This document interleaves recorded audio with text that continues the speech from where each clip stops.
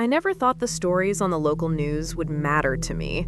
In small towns, terrible things are supposed to happen somewhere else, not down the street. But I was wrong. And the night I realized that was the night I started running for my life. I'm just an ordinary woman, 27 years old, living in a small, quiet town in the middle of the United States.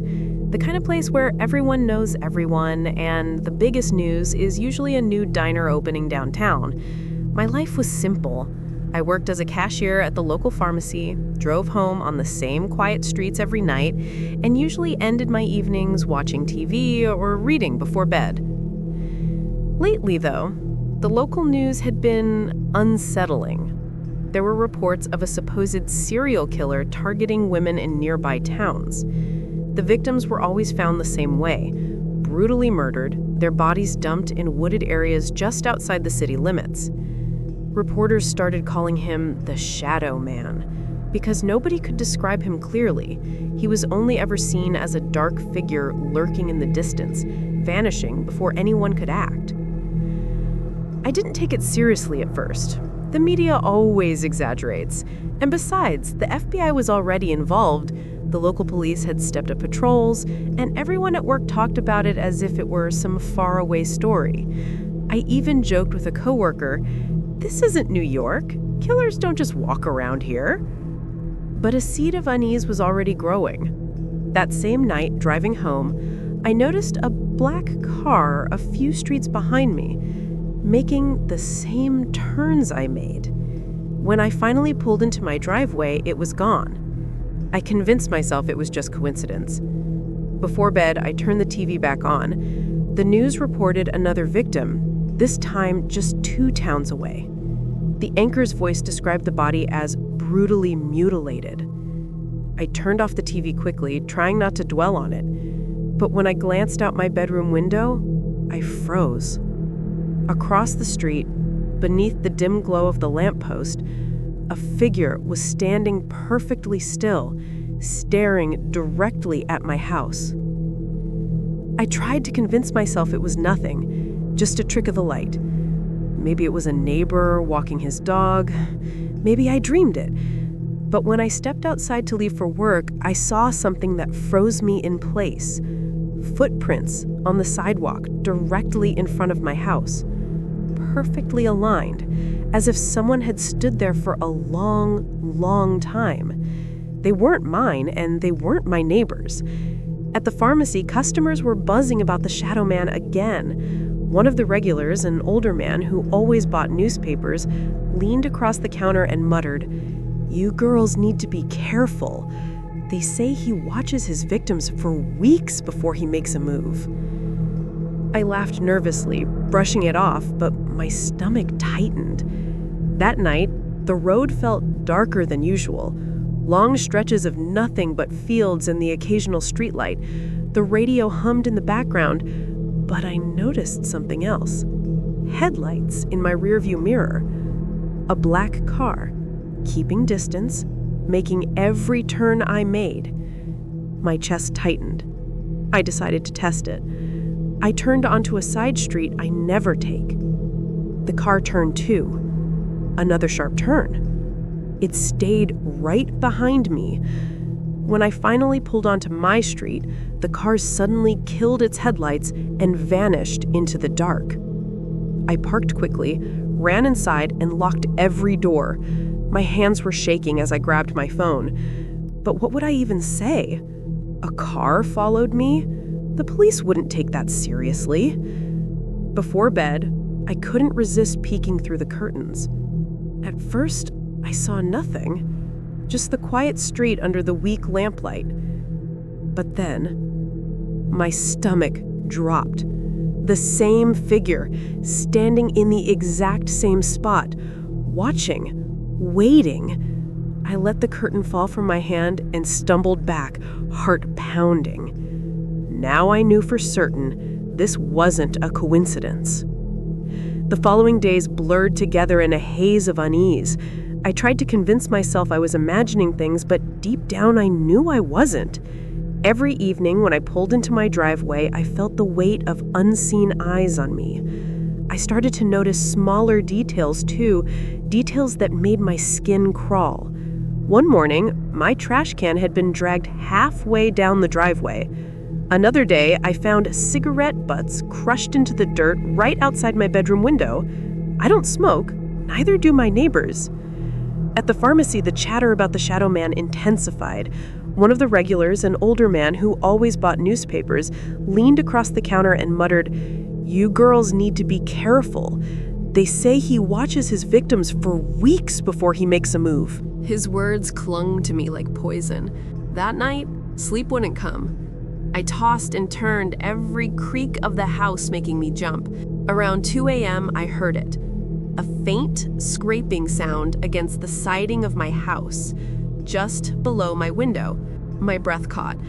I didn't move, terrified that even the sound of shifting in bed would give me away.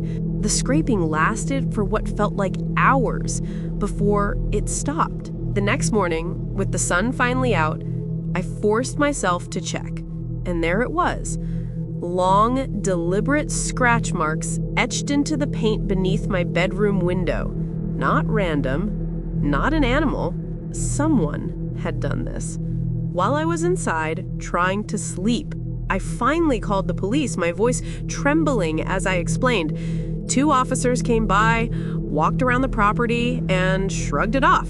Could have been kids, messing around. We'll increase patrols, but just keep your doors locked. The casual way they dismissed it made my blood boil. They didn't understand. This wasn't kids. That evening, as I pulled into my driveway, relief briefly washed over me when I didn't see the figure across the street. For once, maybe things were normal. But when I stepped inside, I noticed something odd. The living room curtains, which I'd left closed that morning, were now slightly open. I froze. And then, on the coffee table, I saw it. A folded piece of paper placed neatly in the center. With shaking hands, I opened it. Scrolled in messy handwriting were just 4 words. "I like watching you." My hands wouldn't stop shaking as I held that note. The words burned into my mind, looping over and over. "I like watching you." I dropped it on the table like it was toxic, locked every door in the house, and pushed furniture against the front door before retreating to my bedroom with the phone in hand. But even with the locks and barricades, I couldn't sleep. Every sound outside felt amplified. The wind against the siding, the occasional bark of a dog, the faint rumble of a car passing by. My body was screaming that someone was out there. Around midnight, my phone buzzed. The screen lit up with an unknown number. Against my better judgment, I answered. At first, silence. Then, a faint, steady breathing. I whispered, "Who is this?" But the only reply was a low clutter before the line went dead. I stared at the phone, bile rising in my throat. I dialed the police immediately, but by the time an officer arrived 20 minutes later, there was no sign of anyone. No footprints, no cars, nothing. The officer suggested I stay with family, but I lived alone and my parents were hours away. I wasn't going to wake them up over nothing. So I camped out in the living room. Lights on, phone in hand, TV turned low just to fill the silence. Hours crawled by. And then a knock at the back door. It wasn't loud, not at first, just a slow, deliberate tapping, like someone running their knuckles against the glass pane. I froze in place, too terrified to move. The tapping grew louder, more insistent. Gathering every ounce of courage, I crept toward the kitchen. The back door had a small window covered by blinds. I reached out slowly, lifted a single slat to peek outside, and nearly screamed. A face was pressed against the glass, pale, wide-eyed, with the faintest grin stretched across it. I stumbled back, knocking over a chair. By the time I found the courage to look again, the face was gone. The police came, again, and searched the property. Once more, nothing. They treated me like I was hysterical, maybe even imagining things. But I wasn't imagining anything, because later that night, when I picked up my phone from the couch, I noticed something that turned my blood cold. In the camera roll, there was a new photo. It was of me, asleep, in my own bed. I didn't sleep for weeks after finding that picture of myself. Every creak of the house, every shift of the wind outside, felt like the shadow man was still there, waiting. I knew I couldn't stay in that house any longer. The last time it happened was late on a Sunday. I was packing bags, determined to leave town in the morning, when I heard this sound again. Slow, deliberate knocks at the back door. Not loud, almost playful. I didn't answer. I didn't even breathe, but the knocking grew louder, then stopped. Moments later, the front doorknob began to rattle, shaking violently against the lock. I grabbed a kitchen knife and called the police with trembling hands. By the time they arrived, the door was splintered, hanging half open. Whoever it was had already gone. I moved out the very next day. I quit my job, stayed with family hours away, and swore I'd never set foot in that town again. But what unsettles me the most is what the police told me after that night. They'd searched the woods behind my house and found something disturbing. A campsite. Empty food wrappers, cigarette butts, and dozens of Polaroid photos of me walking to work, sitting at my desk, sleeping in my bed. No one was ever arrested. The shadow man was never caught. And to this day, whenever I close my eyes, I can still feel it. The weight of his gaze from the streetlight across my house, like he's still out there, waiting.